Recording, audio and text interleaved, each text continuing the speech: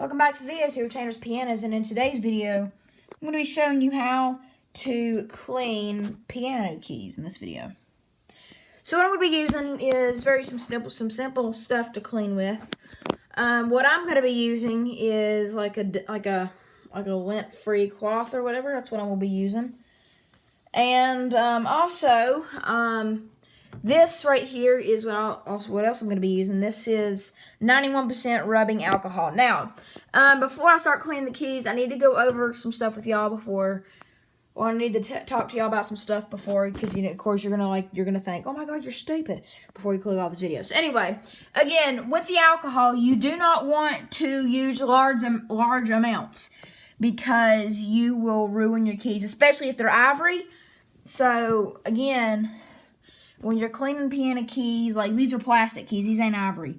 But when you're cleaning piano keys, you want to make sure that your cloth is not soaking wet, but again, it's like kind of like damp kind of, because alcohol dries quickly, and it ain't gonna get into the piano and all that. Another thing I want to mention before starting is that the finish. Never get the piano keys you don't want to get the alcohol on the piano, like for say the fall board or the thing that holds the keys in. So this is a very easy job, and one thing I do not need to mention is never go this way. Never go away from yourself on this. You want to come towards yourself with this, because if you go like this, you're always gonna hit the piano, unless you're just really like that, because that'll take you forever. So anyway, again, start at the back of the piano key and go up to the front. Again, just do that for all of it. So what I'm gonna do, we'll get some alcohol, and I'm not wanting to soak my rag. You don't want it dripping. That is one thing that I cannot stress enough to some people. You do not want it dripping. So go ahead and put it on my hand here, and of course just a little bit, just like that, and then you just take it and you just rub it on the piano keys. That's all there is to it. And pick up here, and again, you want to go like this from the piano. Don't matter where you start, as long as you get all of them. Again, it's very risky getting the back. See, on the back of this cloth, there's not really any alcohol except for the middle where my fingers are right here. So, yeah, that's alright. Again, sometimes it is good to leave some of the cloth like on the back without any alcohol on it, because you're more than likely going to touch the back of it. But just be careful when you're doing it. The piano's ringing because it's an acoustic piano. But with plastic key tops, it's easier to, it's more common for people to clean pianos with rubbing alcohol. And with ivory keys, people are too scared to do it because they're afraid it's going to mess up their keys and all of that. Well, again, just be very careful. You can do it with ivory keys still, but be very careful while doing it. Another thing I want to mention, here we go. I'm just going to do this one more time. It's going to be a little loud. There we go. Another thing I want to mention, and we're done. Another thing I do want to mention, if you haven't cleaned your piano in many years, like if you bought a piano brand new in say the 1980s, the 1990s or whatever, then, that's basically the 1980s, then if you haven't cleaned your piano keys since you got the piano, and you're just now watching this video and you're thinking, I'm going to clean my piano keys. Just want to let you know that what I'm using to do this, let me shut this, that's dangerous for me not to shut that. What I'm using, of course, is 91% rubbing alcohol, and that's what this is, and that's like the liquid bottle.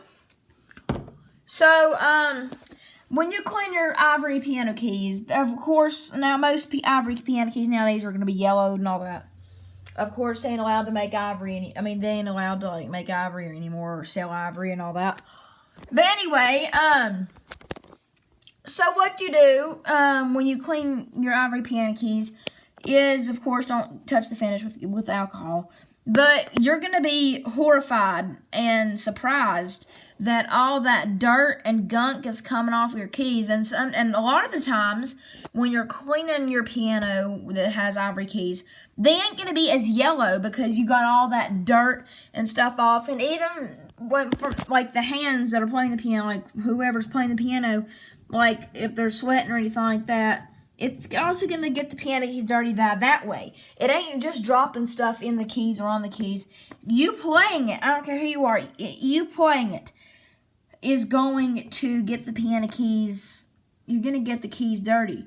Of course, again, every time you play a piano, like if it's like a grand piano or any piano that has ivory keys, or mainly any piano, I don't care what piano it is, like mainly, like if I went to play for somebody, like if I went to play for like a whole crowd of people on this nice 9-foot concert grand piano, I recommend washing your hands with soap and water before playing the piano, just to keep the keys cleaner and nicer. So everybody that's had this piano, not just me, like the person that before me, which was my dad, and the person before that really took good care of this piano. And possibly the person before that. I don't know if there was a person before that because this piano is like nearly new. But anyway, I think it's new. Nearly new. It ain't completely new. But I don't know if they even make this cup anymore, so I haven't looked at the upper inside. But anyway, again, yeah, there's going to be a lot of dirt and gunk off the piano keys. Sometimes it's black when you take it off. Like, it's just so dirty it's black. So, again, don't be creeped out or horrified whenever that happens. Don't freak out and be calling piano technicians because that's totally normal. And, yeah, that's going to be it. And, of course, don't let any alcohol get in the keys because the bushings under the keys, you probably, yeah, this piano is really well, so you can't really lift the key up to see the bushing by any chance. But, yeah, if the alcohol or any kind of liquid gets onto the bushings, it's going to ruin the bushings. And a lot of the times how you can tell if you need new bushings on a piano, by the way, I know this video ain't about that, but the keys on a piano will be unlevel. Like one key will be like that. It just won't be level.